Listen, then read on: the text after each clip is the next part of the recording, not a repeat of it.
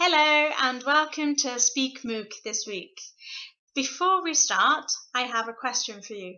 In fact, today I have lots of questions for you, but I'm going to start with one.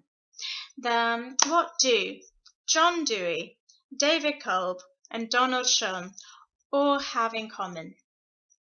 Anyone? They all have a D in their name. No? Okay. Apart from that, they're all researchers in the field of reflective practice. Reflective practice is something we'll talk about in a minute, but it's very interesting because Dewey started this idea back in 1938 when he wrote Experience in Education, so this isn't a new concept.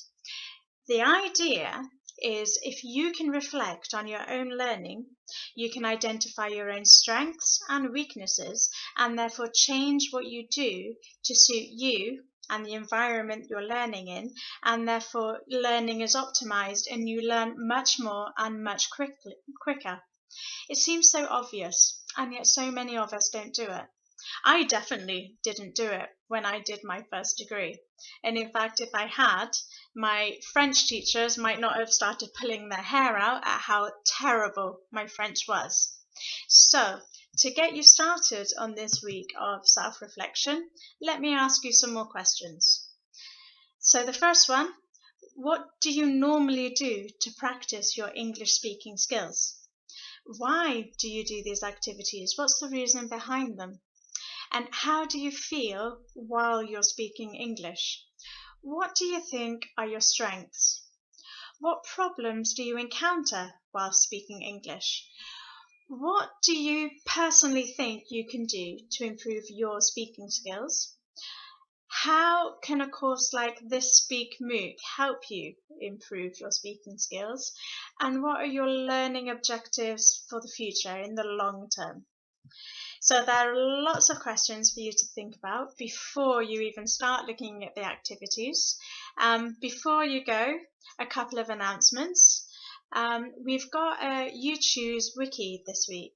It's a schedule. We've noticed that people are having some trouble finding some people on YouChoose. So we've set up a wiki over there.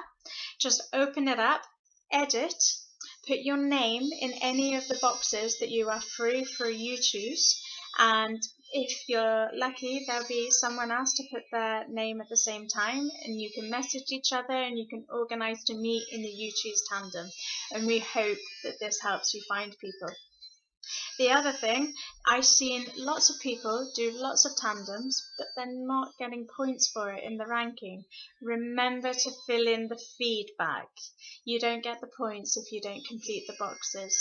So make sure when you finish the activity, you close the end box. You don't close the window. Don't click on the X. Click end the activity and you'll be taken to the feedback screen. Complete it and submit it and you'll get all the points that you deserve. If you're a bit lost on what I'm talking about, check out the tutorial videos below and there are links to them on the side as well. Okay, and on that note, have a wonderful week.